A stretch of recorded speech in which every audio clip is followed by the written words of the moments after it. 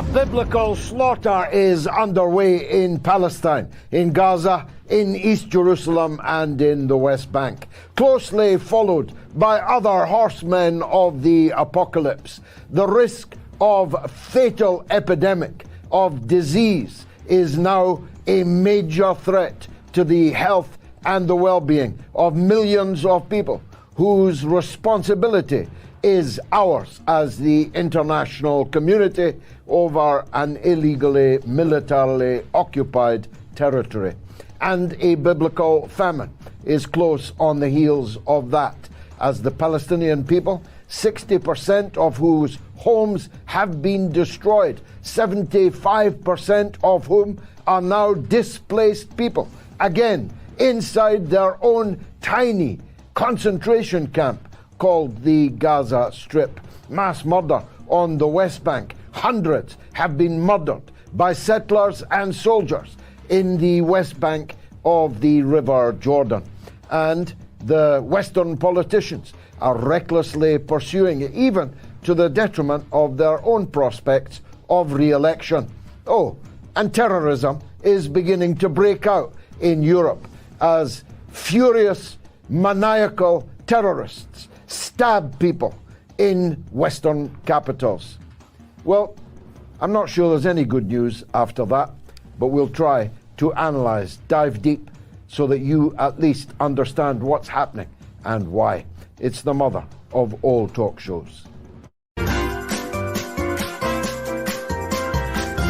You are listening to the Mother of All Talk Shows podcast with George Galloway. Mind you, the fighting is going both ways. Very substantial losses have been incurred by the Israel invasion force inside Gaza.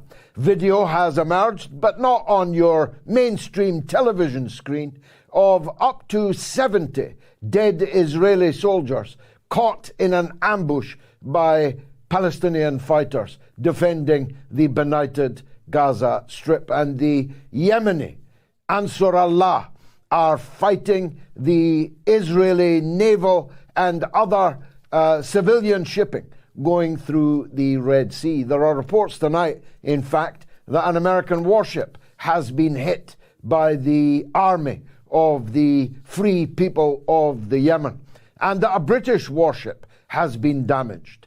That's not confirmed, but what is confirmed is that 2 Israeli ships were successfully attacked by Ansarullah naval and ground batteries, firing upon them in the Red Sea. Drones, even a cruise missile, have been deployed against that shipping.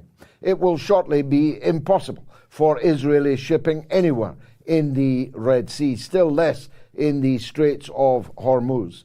The insurance costs will balloon. The economic punishment being suffered by the people of Israel as their economy tanks as a result of this massive mobilization of 165,000 Israeli reservists, and the cost, despite the benefaction of the United States and others, is growing, and not just growing in terms of cash.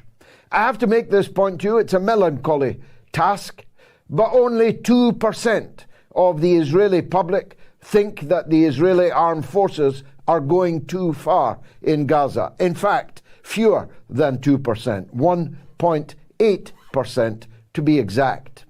Most of those polled believe that Israel should be hitting Gaza harder. And the middle strata, in Israeli opinion, is that they're getting it just about right.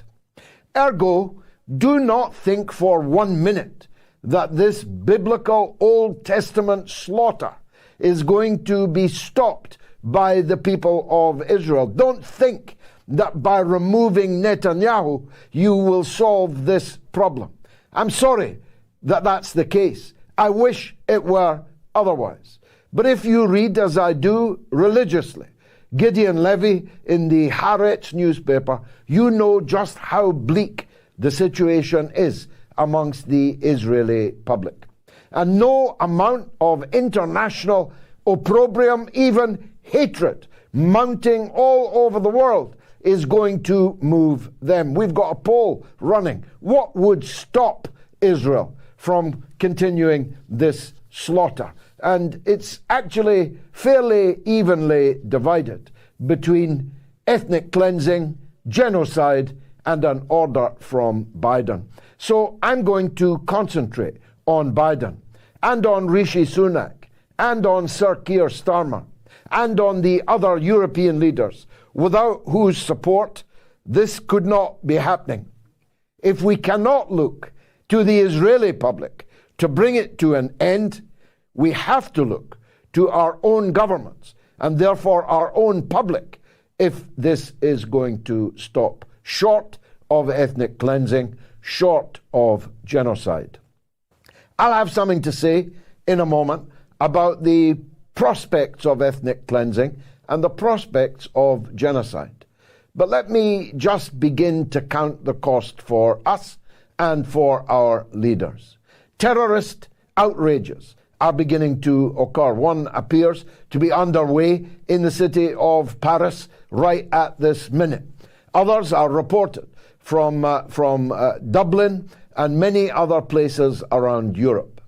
I want to ask our leaders and their mouthpieces in the mass media, just how radical do you think Muslims in Western countries are feeling right now? You spent billions on de-radicalization, on prevent, on a whole panoply of schemes to try and draw the sting out of the hatred that existed in Muslim communities after the Iraq War, most of which miserably failed and were poorly targeted, even more poorly executed. But just how radicalized do you think young Muslims in Britain, in France, in the United States are feeling right now? As they see, as we see. And they see it almost to a man and a woman. Many of our people, it would appear, completely ignore, turn the page, walk by on the other side of the road, but no Muslim in the West is doing that. Not a single Muslim in any of our countries is anything other than acutely aware of the horrific genocidal carnage which has been unleashed over the last 57 days. We may think that they are somehow unmoved by 6,800 children being slaughtered, and not just quietly euthanized, not put to sleep, but being ripped apart, their limbs torn from them, their heads decapitated. All of that is available online, as it needs to be, and every Muslim has seen it. So, in those circumstances, what do you expect to happen in the course of this and in the aftermath of this? I have spent my life trying to provide a democratic alternative to the siren voices of extremism and radicalism that are there on the rocks of the Muslim community, seeking, like sirens, to draw people onto those rocks. I'm beginning to feel that I wasted my time, that I wasted my breath, because when push comes to shove, our governments are perfectly happy to slaughter Muslims abroad in the interests of the empire, in the interests of the sentinel of the empire, otherwise known as the State of Israel. How else can you explain? There's a statement out from the Palestinian resistance this evening attacking Britain. Why? Because the Royal Air Force has now admitted that it is flying reconnaissance missions over the Gaza Strip and handing the intelligence thereby gained directly to the Israeli military. This is an act of war by the people of Balfour, by the people who authored this catastrophe in the first place. So Britain has joined the war. The United States has been in the war from day one. There's no hiding place from that. And so we, our government, has made our country and our people a target for retribution, for terrorist attack and harm to our people, even though our people were never consulted about our government's action. We did not authorize the use of our base in Cyprus for an endless shuttle of military traffic from Cyprus to Tel Aviv. We did not authorize. Parliament was not even told that the Royal Air Force had now directly entered the war with these reconnaissance overflights on behalf of the Israeli armed forces. But our people will be the ones who pay the price, because terrorism targets not the guilty men. Terrorism targets soft targets, innocent people. I was the member of Parliament for the Royal London Hospital, for the Aldgate East Underground Station. I was there and saw the broken and bloodied and murdered victims of the horrific terrorist attacks in 2005, 7/7/2005. I saw the doctors and nurses running around, their uniforms, their tunics, their aprons, running with blood as a result of these terrorist outrages that took place that day. That's the era that we have now re-entered as a result, not just of our Prime Minister, but of our leader of the opposition. I'll turn to the United States in just a minute. But one of the extraordinary things when the history of this comes to be written is the reckless abandon with which our leaders have deserted not only our own people and their safety, but their own electoral prospects. Who's going to vote for Keir Starmer in the London mayoral election? Who's going to vote for Keir Starmer in more than 50 constituencies across Britain, with a number of Muslims alone, never mind all the other people who are devastated by what is happening? Who's going to vote for Keir Starmer? Why has he done this? Why has he committed what might turn out to be electoral suicide? To prove just how unequivocal his devotion to Zionism and to Israel is? What kind of politics is this? We're used to politicians that don't care about us.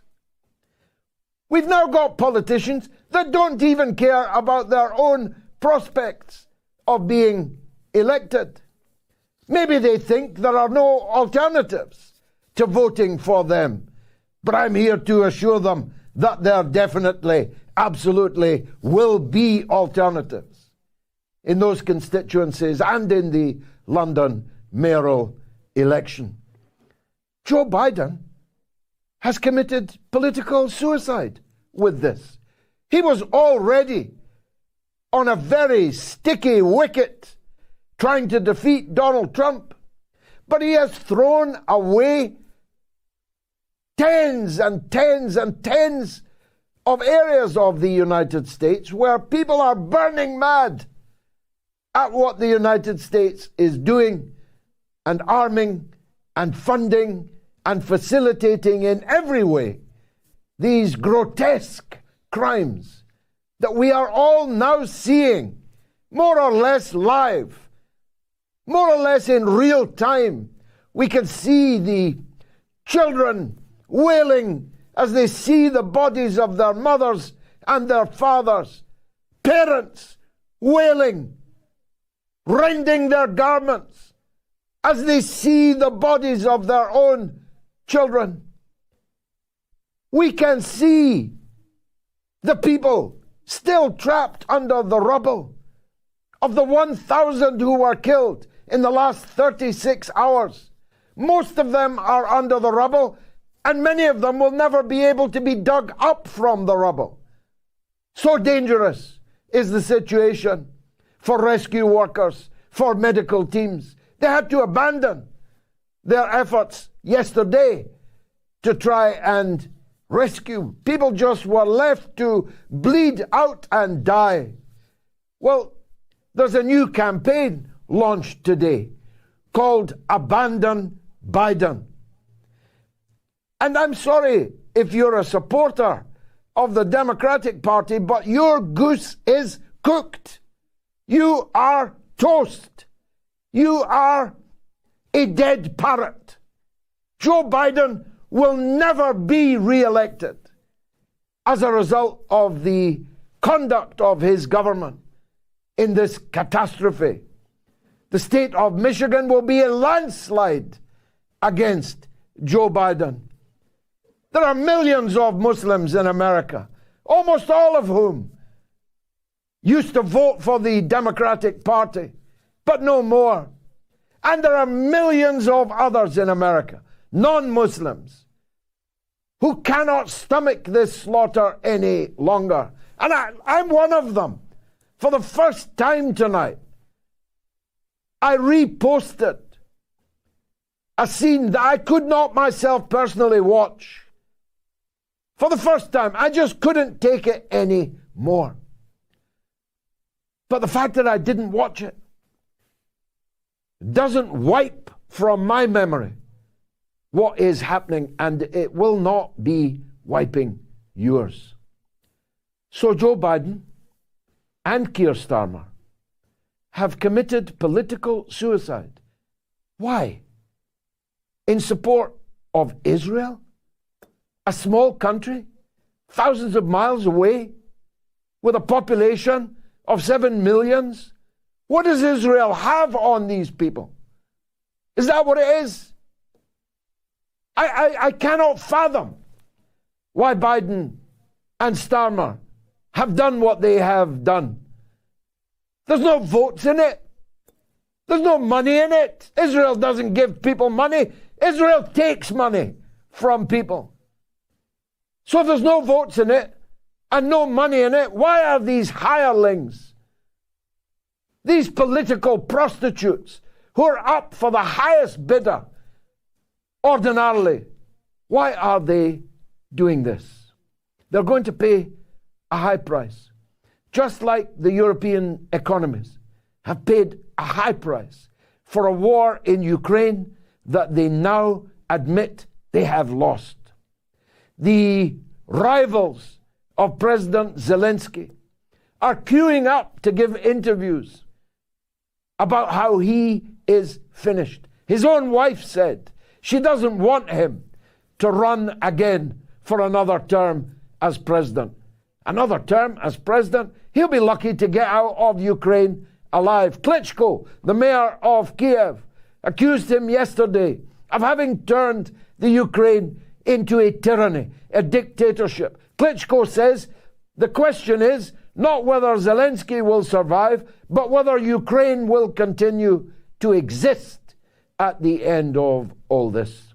Arestovich and others that were in the negotiations in Turkey have testified that a peace deal was there on the table, ready to be signed, acceptable to the Ukrainian negotiators, until Boris Johnson, bringing a message, no doubt, from Joe Biden, told them that we must fight on. Of course, Boris Johnson never fought anybody in his puff, maybe his fag at Eton, but no more than that.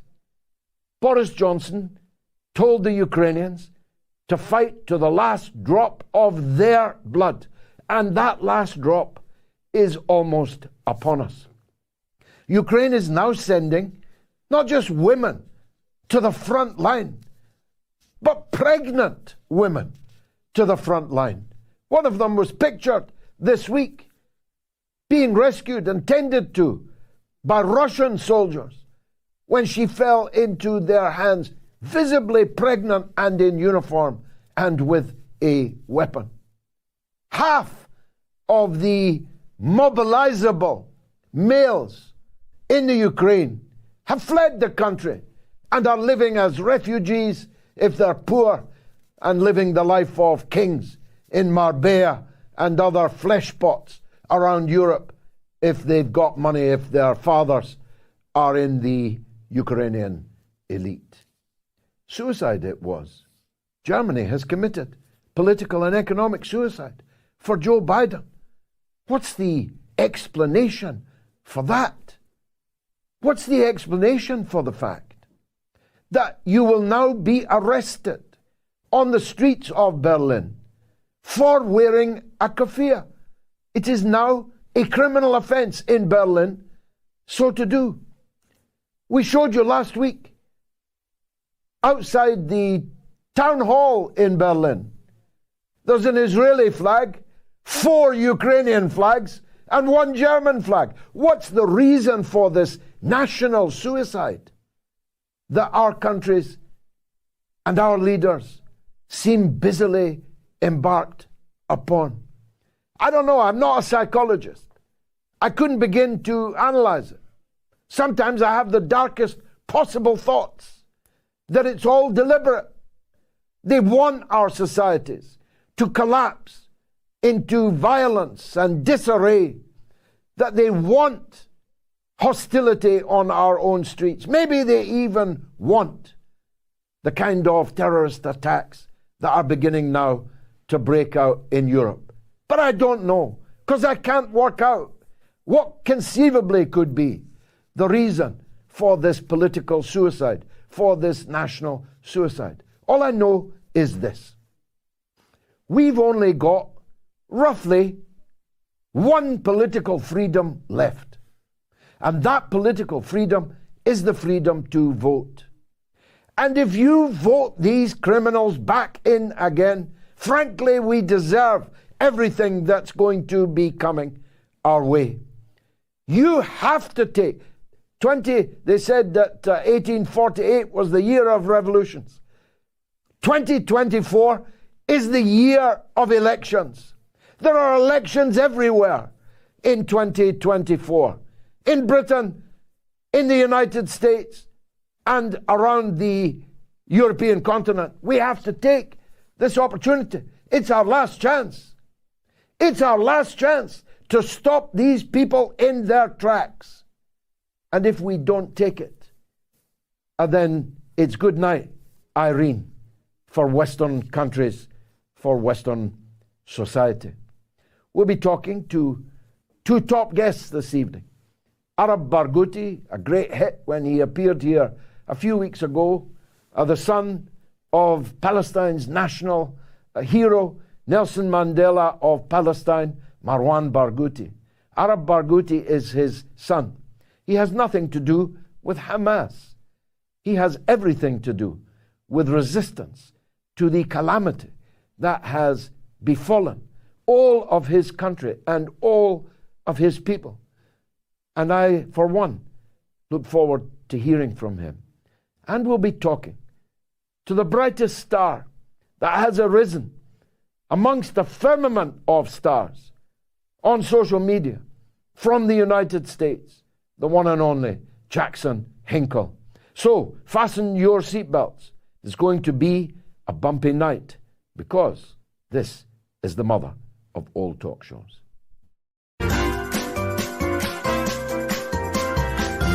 You are listening to the Mother of All Talk Shows podcast with George Galloway. Arab Barghouti is, as I said earlier, from one of the leading families of resistance to Israeli occupation and aggression, of endless war and massacre. And he is one of the most eloquent voices that we could possibly find in Palestine to talk about what's happening. Arab Barghouti, welcome back to the mother of all talk shows. Let's start with, if we can, the extent to which this assault, this crazed assault on Gaza and in the West Bank is being opposed. I talked earlier about substantial losses suffered by the Israeli armed forces. And I've seen footage from Jenin, from Jericho, of Palestinians resisting the ethnic cleansing that's going on in the West Bank. Paint that picture for us, if you will. Well, thank you so much, George, for having me again. And I think to start with, the Israeli government is clearly using the fact that everyone is busy with their slaughtering and massacres and genocide in Gaza to use that to do whatever they want in the West Bank. In the West Bank, things are getting worse every single day. In Jenin, we saw the raid of Jenin refugee camp and of Jenin city, and killing left, right, and center people. We saw the killing of children in the West Bank. We saw the detention of the mass detention and the arbitrary arrest of thousands of people since October the 7th in the West Bank, because I think the Israeli government is very clear about what they're doing against the Palestinians. They tried to ethnically cleanse the Palestinians in Gaza, and that didn't succeed because Egypt did not accept to open the borders. So they started with the genocide, and they thought that since the whole world is busy with Gaza, let us just complete our mission of the West Bank, because this is a project that has been happening for decades now. If you look at the settlements of the Israelis inside the West Bank, it's a clear proof that the Israeli government's purpose is to control the whole West Bank and to steal the land of the Palestinians and the Palestinian territories on the 67 borders. And I think it's worth mentioning that everyone is talking about Hamas charter, everyone is talking about their mentality, but no one is talking about the Likud charter. The Likud charter says clearly that there is no hope for a Palestinian state. They don't accept a Palestinian state. They don't accept our presence. The best that they can do is to let us just live inside the West Bank until they solve our problem, because we are a problem. They look at us as subhumans, as you know. And the last escalations in the West Bank is a big proof. Just last night, they arrested 60 people. 5 of them were women, and many of them were children. And most of these people, they go to prison and they're not charged. No, they don't go to court, which is illegal by international law. And we agreed the last time that the Israeli slogan is illegal by international law, because the international law does not mean anything to them. And to be honest, it doesn't mean anything to us. I don't want to hear anyone speaking about international law, because it really doesn't make any difference, George. And we've seen that from the Israelis. I supported the Oslo agreement, but maybe we can dispose of that in a sentence. It's dead now, isn't it? I mean, if you talk to the young generation, they despise everyone who contributed into the Oslo Accords. I think that that's because we have been plagued by the Israelis in the Oslo Accords. Because what happened is that we agreed on something, then they killed their prime minister who agreed on that, which is Ishaq Rabin, which is a war criminal. But to be honest, he meant it when he wanted to give the Palestinians our own state. But it's dead now. And it's dead because in 96, if you remember, Netanyahu came into power for the first time as a prime minister. And he started with his a long project of building settlements to kill the two-state solution. So I don't think that there is a two-state solution anymore. If you look at the map and see how, the cities of the West Bank, like Ramallah and Bethlehem and all these cities, they made us think that we are the settlements in the Israeli land, not the other way around.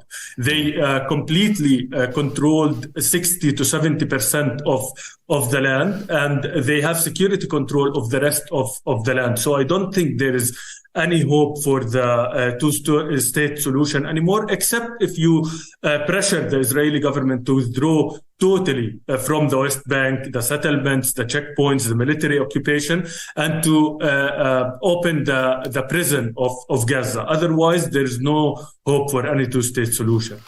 And on the principle that a surgeon cannot operate on his own foot, and given the opinion poll figures that I gave at the beginning of the show, where 1.8% of the people in Israel think that Israel is going too far in Gaza. 1.8%. In fact, the largest number think that it's not going far enough. You cannot expect any of that to come from Israel. Therefore, it can only come from the world leaders who are making these crimes possible. Isn't that right? The Western governments are totally complicit in what's happening. And to be honest, I'm not shocked. I want to say I'm shocked, but I'm not shocked by the numbers.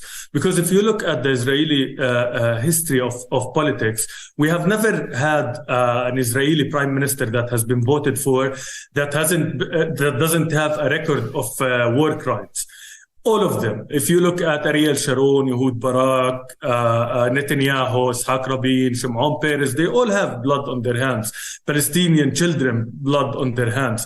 And I think that the Israeli people unfortunately enabled their leaders to feed them all the lies and the brainwash that they are getting about the Palestinians. They all think that the Palestinians are the problem. They think that we want to kill them. They think all of these crazy things that I think you can see that they are familiar to the apartheid regime of South Africa, of the Irish people, of every single oppressed people that has been in history. Because what you do is that you feed them with lies, you feed them with fear, you let them fear the other side, you dehumanize the other side to the point where you have less than 2%, as you mentioned, say that killing thousands and thousands of children in 2 months is too far. Only 2%.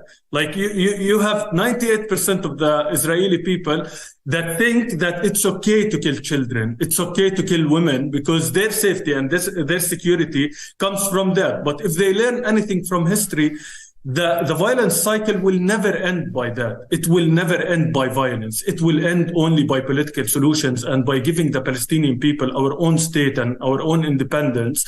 And that's how we will give them their security. Without that, we will keep resisting because it's only a human nature to resist the oppression. Let's look then at the other alternatives. Ethnic cleansing of Gaza and of the West Bank require both Egypt and Jordan to absorb the huge numbers, millions of Palestinians into their own states, in the Egyptian case, into the desert of Sinai.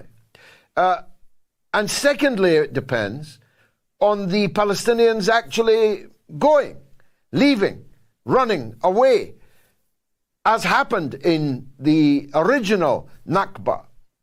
Now, I don't think that either of those two possibilities is there. I don't think Egypt or Jordan could afford to open their gates for refugees, millions of refugees, and I don't think that the Palestinians would agree to flee to these two countries. What's your view on that? My view is very clear, and I think the brave people of Gaza has made it very clear, which is if we have two options, to die on our land or to leave, we're going to die on our land. And that's not an option. If you look at the Nakba and what happened in 1948 and the displacement of 700,000 people, they are now 7 million people. And most of them are living in a very harsh conditions in many countries, in refugee camps and all of that. And they have no right to return. And this is the most important point, because if we don't have a right to return to Palestine, I'm sure that Palestinians will feel that we have nothing to live for. What's the purpose of life if we can't live in our homeland that have been our home for centuries and centuries? And I think that it's only arrogant, it's a white supremacist mentality, it's a colonial mentality to even discuss the displacement of the Palestinian people. They should be apologizing for the Palestinians for what they have been doing to us and the oppression that has been practiced on us, rather than to suggest such ironic suggestions. It's not going to happen. We're not leaving, even if anyone opens the borders. I don't think the Egyptians nor the Jordanians or any other country will open the borders, because that would be the assassination of the Palestinian cause. And this cause will never die. We're staying in our land, and we will have our freedom and our independence one day. Give my salam to your parents. Thank you for joining us again. Arab Barghouti, speaking on behalf of the Palestinian people. Would that he was allowed to do so on the so-called mainstream media. Lots of support for the Barghoutis on YouTube. Nadia says, we love you, Barghouti, and your entire family.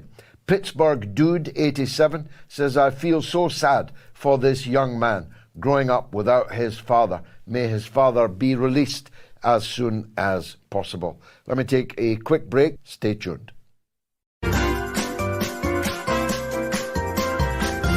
You are listening to the Mother of All Talk Shows podcast with George Galloway. Jackson Hinkle is a bright star indeed, so much so that he'll be sitting in this chair on Wednesday when I cannot myself do the show. He's a stand-in extraordinaire and a great, great guest. Jackson, I want to start with the Joe Biden, Kamala Harris ticket. They're looking into the chasm of a very great defeat as a result of their policy towards what's happening in Gaza, aren't they? 100%. Thanks for having me on the show again. It's really quite incredible. You can't get the majority of Americans to agree on just about anything. Even if the sky is sunny and the clouds are cleared, there'd still be probably half of America that would tell you it's raining out. But when it comes to the issue of Gaza, well over half of America says that what we need to do is call for a ceasefire. 68% of Americans say that they don't support what Israel's doing right now. They support a ceasefire. Yet we don't live in a democracy. We live in this weird oligarchy controlled by banksters and the war companies. And that's why, even though we have so many Americans that agree on this, they are continuing to support Israel, and they're continuing to use our taxpayer money to fund the genocide and buy off all of the Arab Gulf states and prevent them from really doing anything of substance to aid the Palestinian resistance. So, yeah, it is a campaign catastrophe. I don't really know what the alternative is at this point. I mean, I think you can say Trump is a lesser of two evils on a lot of issues, but when it comes to Israel, he's they call him Zion Don for a reason, right? He's made some interesting statements a few weeks ago, but I don't think his policies are going to be all that different. No, and in fact, we've got this weird, bizarre situation where the three leading candidates are in a kind of Dutch auction as to who's prepared to sacrifice the most for Netanyahu. Robert Kennedy, Donald Trump, and Joe Biden. You're bound to ask the question. I asked it at the beginning. Why? Why are these politicians so infatuated with a far-off country, thousands of miles away, that most of them have no interest in truth? Why are they ready to sacrifice even their own electoral prospects for it? Has Israel got something on them or what? That's a great question that I wish I knew the answer to. I've, like you, debated many Zionists, many Israeli government officials, even debated Israeli spy last week on Twitter.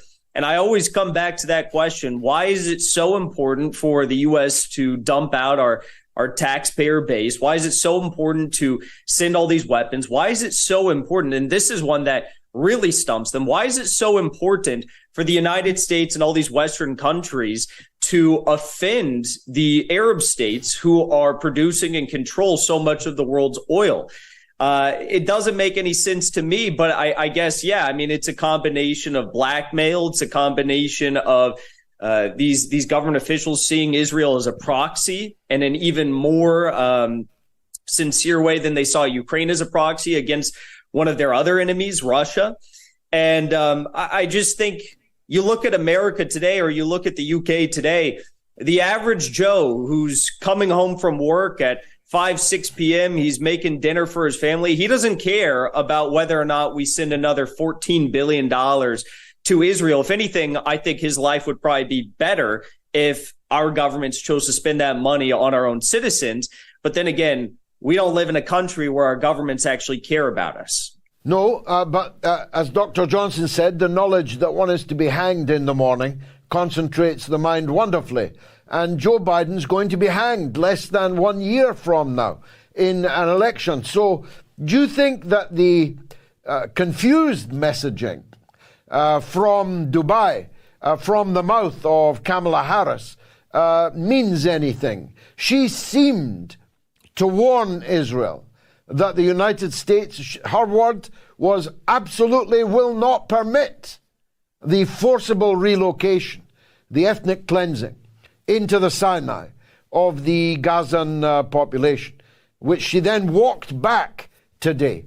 Is this governmental confusion or just that Kamala Harris is an idiot? I think it's probably the latter. I don't think we've seen a single, administration in recent U.S. history that is filled with as many political gaffes day in and day out as the Biden-Harris administration. But what I do think is really interesting is right before we went live here, Al Jazeera reported that up to 70% of Israeli troops in the north of Gaza are currently withdrawing. And they said that this withdrawal began initially in the midst of the ceasefire that took place for about a week, but has increased in pace due to the resistance rockets that are firing on those Israeli soldiers. So, we talked about this when it began closer to October 7th, that it was not going to be pretty for the Israeli soldiers going in there. They have limited training. They are not deeply patriotic to the land for obvious reasons. And they're going up against some of the most patriotic people on the face of the planet, the Palestinian resistance, who've been preparing for this for years and who have created, not by their own doing, but by the doing, I guess, of these Israeli bombings. They have this haven of sniper nests, of areas in which, Viet Cong guerrilla warfare style fighting can thrive. And we all knew it was going to be really bad for the Israeli soldiers. And now we're beginning to witness it. So just like with Ukraine, we all ask the question, we know it's going poorly. How are they going to, where's the political off-ramp for the Western governments? How do they get out of this mess? I think we're now reaching a point in this war where government officials are having to ask that question again. Israel is a casualty-averse or casualty-phobic military. They don't like to get a lot of casualties whenever they get into a skirmish, and we've already seen a lot of them, so I think they're looking for an off-ramp. Well, let's use that as a segue into the forgotten war, or at least the war they hope we'll forget. We committed suicide in Europe to follow Joe Biden over the cliff over Ukraine. We beggared our own economies. We destroyed our energy security. We made ourselves slave to American-supplied gas when we had a steady and much cheaper supply of Russian gas through the Nord Stream pipelines and other pipelines. We did all that. We gave, I've lost count, but it's scores of billions of dollars and euros in military aid to an army which is now almost in headlong retreat. It's perfectly possible that the Ukrainian army will collapse in the next days, if not hours, having fought bravely over many battles in Advika, the latest of those. They have effectively now been overwhelmed, and it will be up to the Russians to decide how far they're going to advance. How are we going to explain that one away, Jackson? There's no explaining it away. Again, it's the same thing. Right on February 24th, all the conspiracy theorists, as they labeled us, all the Russian propagandists, turns out the Russian propagandists and conspiracy theorists have been right a lot recently. We all said, hey, look, this is only going to end in one way, and it's going to end however Russia wants it to end. And that was a grim reality for a lot of people in Western governments, but that was the stark truth. And now we're beginning to witness it. I mean, the footage that I know it's not in the press, it's not in the media, but the footage that we're seeing out of the battlegrounds in Avdiivka, for example, right now, I mean, it is just some of the most gruesome looking fighting I've ever seen in my life. I just saw that new Napoleon movie last night. It's not that good. I don't recommend anyone watch it. But in that movie, they focus a lot of time on the Battle of Austerlitz. And we all know that was horrific conditions when Napoleon fought the Russians there. And it was snowy, there was fog, it was horrible conditions, ice everywhere, probably the worst conditions you could fight a battle in. When I was watching the movie, I was like, am I watching the Ukraine War 2024 or am I watching Napoleon fight at Austerlitz? Because it really does look the same. And the Russians are taking an absolute and utter victory. And you're right, I have heard again that there's some sort of negotiations going on, backdoor negotiations between Ukraine and their, Western handlers and the Russians. And as we all expected, it's going to end with the annexation of Ukrainian territory, or some people might refer to it as the liberation of territory. And it's going to end with Russia basically deciding the terms of how it ends. Yeah, and there's no explaining that. There's no explaining why we did all this to achieve nothing at all. It's a bit like, and I saw you peerlessly make the point, that we spent 20 years and $1 trillion or $2 trillion to put the Taliban back in power in Kabul. I mean, it's that level of military political disaster. And our media, of course, will never hold the politicians to account on that. In a sane world, all the talk shows would be saying to the governmental leaders, but you told us we had to do this and that we were winning, and that Hinkle and Galloway and the rest are all just agents of Putin. These are Putin talking points. Turns out we were the ones that were right. Yeah, I mean, it is insane. It's like, this other point's been made. We've underestimated everyone. We underestimated Putin in Ukraine. We underestimated Russia and Syria when we funded all of our moderate rebels there. We underestimated the Taliban in Afghanistan. Now we're looking at this Palestinian resistance. And I think, again, we are underestimating what's happening there. No one ever learns. You said in a sane world, there'd be people in the press also explaining this information that is abundantly obvious. Well, in a sane world, we wouldn't have big pharma, massive corporations, the Wall Street hacks, and the military industrial complex funding all of our media. We wouldn't have that, but that's what we have today. And that's why they say the things that they do, because if they happen to say any of the truth, they would be fired immediately. Lastly, it's a bit of a bit esoteric, a bit of in-house. But I think you'd have to have a heart of stone not to laugh at what's happened to Mehdi Hassan, the correspondent on MSNBC, who sold everything, whose tongue was coated in boot polish for all the corporate boots that he licked, all the principles and previous positions that he abandoned, only to get sacked because he's mildly critical of Israel on MSNBC. That's got to be the nadir of U.S. journalism, surely. 100%. And people like Mehdi Hassan, when they get forced out eventually for just putting forward a modicum of truth, a tiny bit of truth, they're going to have no audience. They're going to have no one that follows them. They're going to have no one that cares about what they do next if they try to launch some show on X, because he's not a truth teller, as you put it. He sucked the corporate boots for as long as he could to get his multi-million-dollar shows. And what does he have left now? Nothing. But you look at Tucker Carlson, someone who pushed and shoved wherever he could to tell the truth, and people continue to follow him after the fact, regardless of what disagreements people might have with him. You have to respect that he did fight for the truth. So I'm not surprised to see the news about Mehdi Hassan. And yes, I do find it absolutely hilarious. You think Tucker might end up on a ticket somewhere? He's actually far more eloquent persuader for that brand of politics than anybody else, including Trump. Yeah, I'd love to see that. I love Tucker. I think, when Donald Trump bombed Qasem Soleimani, which was, an atrocious stain on his record in our country's history, I think, Tucker Carlson was the one going out on Fox News every night and pleading and begging with Trump and trying to reason with him not to start a full war with Iran. And he succeeded in that matter. So I think actually if Tucker hypothetically was a vice president, I think he would be probably the best, mainstream influence that anyone could have on a Trump presidency. Amen to that.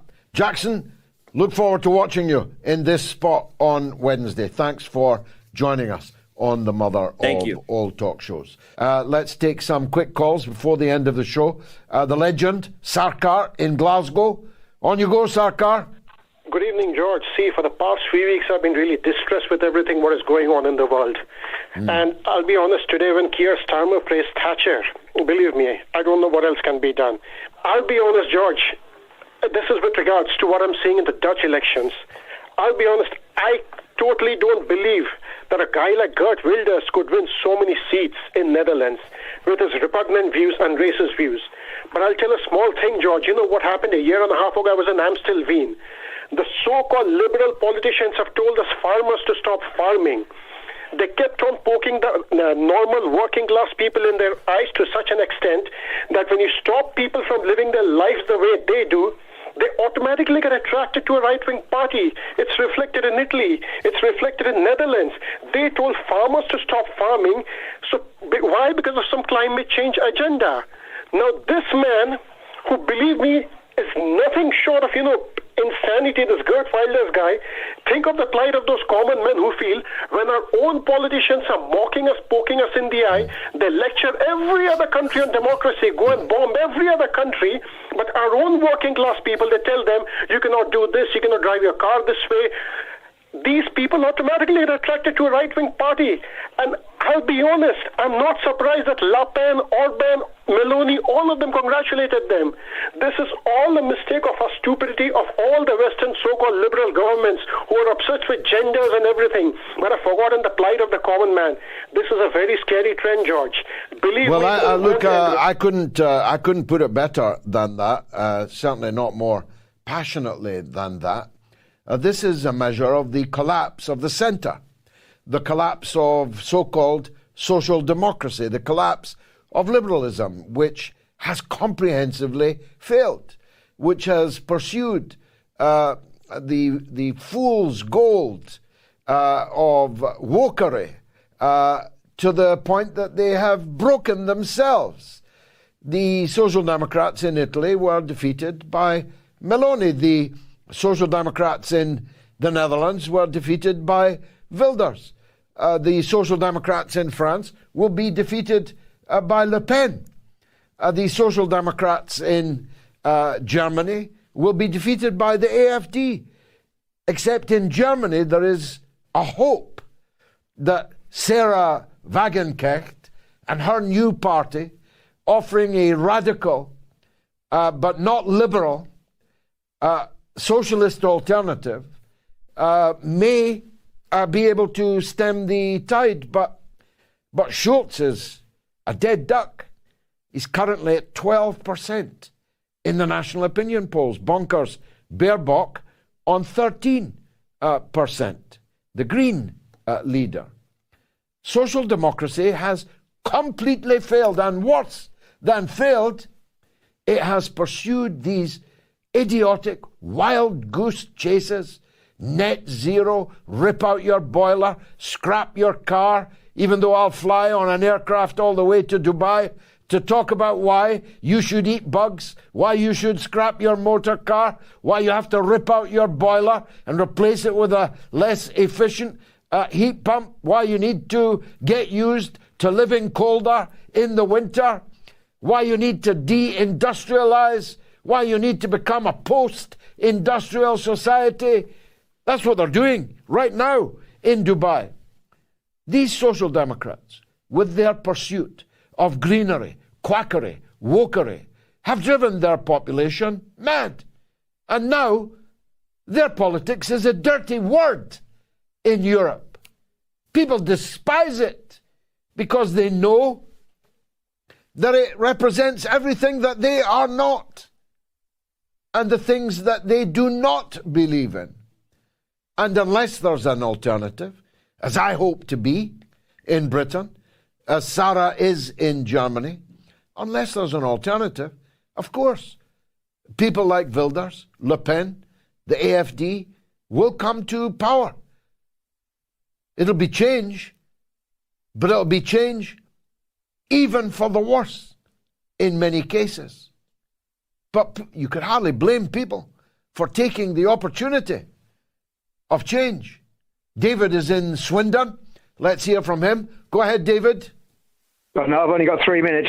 Yeah, I want to take you back to about 4 weeks ago when you mentioned the United Nations, and my comment is, United Nations, what is it good for? Absolutely nothing. You mentioned if the United Nations was a golf club, do you remember? Yeah. And Israel and America were members, they would have been kicked out by now. Yeah. They're cheats and liars. What I'm trying to say is the United Nations needs to grow some and split. It needs to split along the rule-based order countries, which is about 2 billion people, and the others, which is about 6 billion. Okay, and the only way this is going to get solved. I agreed with it then. I agree with it now.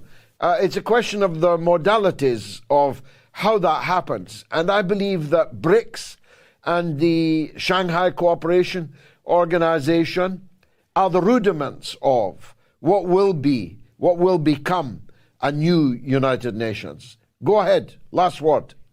Away from the dollar, the pound, the euro, pound dollar, the oil dollar, and we need a split. I said to you, I would gladly pay £20 a litre for petrol if it meant that Rishi Sunak gave in.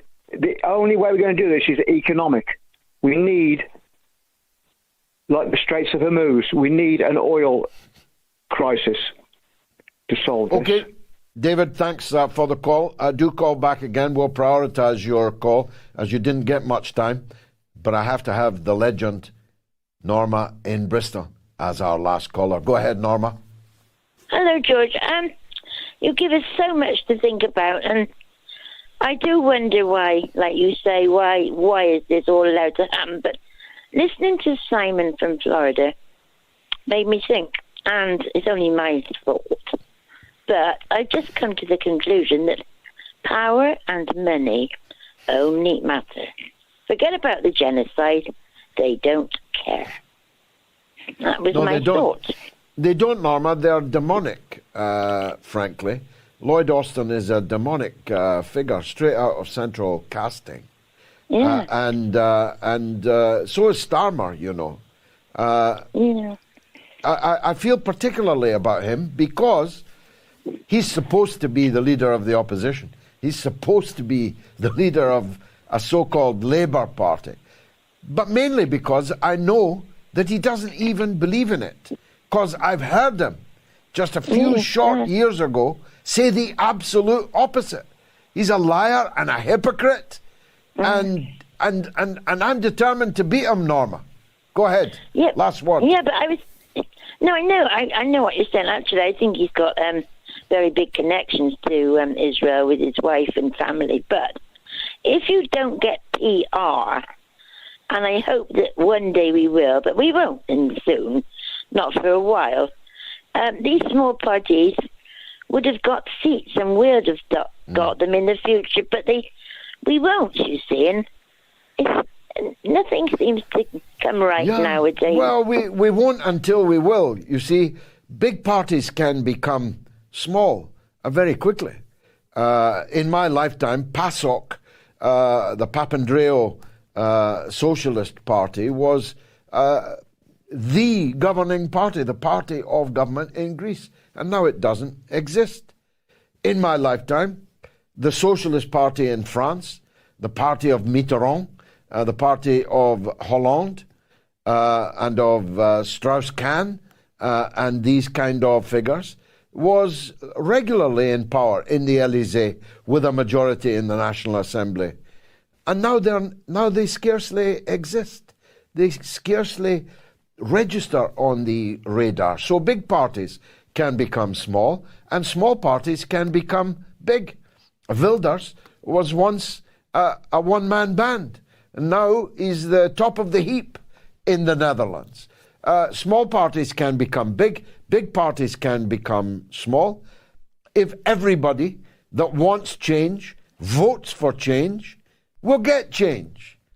But if they say fatalistically that there's no point, that these demons rule the world and will continue to rule the world, they will continue to rule the world.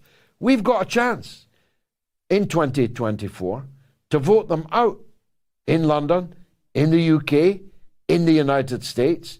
It's up to all of us to make sure that we do everything that we can to make it happen. Norma, thank you as always for your call, and thank you, the audience, for being with me on what I hope you will agree was an important, if not momentous, day in which we reflected on the biblical, Old Testament genocide and slaughter of the innocents that we have all been watching. And I hope I have left you with the belief that something can be done about it. It is being done by the Palestinians who are resisting it, and it must be done in the Western countries that are making these crimes possible. I can't tell you how angry I am that the Royal Air Force that saved us in 1940, in 1941, in the Battle of Britain, those pilots, those uniforms, those British aeroplanes that fought fascism, and without whom fascism would have prevailed and ruled us. That same Air Force is this day flying over Gaza, providing spying data to the killers in Tel Aviv, the killers in Netanyahu's cabinet. I can't tell you just how much that hurts me. Thanks very much for watching. 18,213 people voted. Most of you think that only Biden can stop this. And the next most would be, I'm afraid it's polar opposite, that it won't be stopped at all, and that it will end in genocide if Netanyahu is allowed to carry it out. I'll not be here on Wednesday, but Jackson Hinkle will be in my stead. I hope that you will tune in at the later time of 9 p.m. UK time to hear Jackson Hinkle and the inimitable mother of all talk shows. Thanks for watching.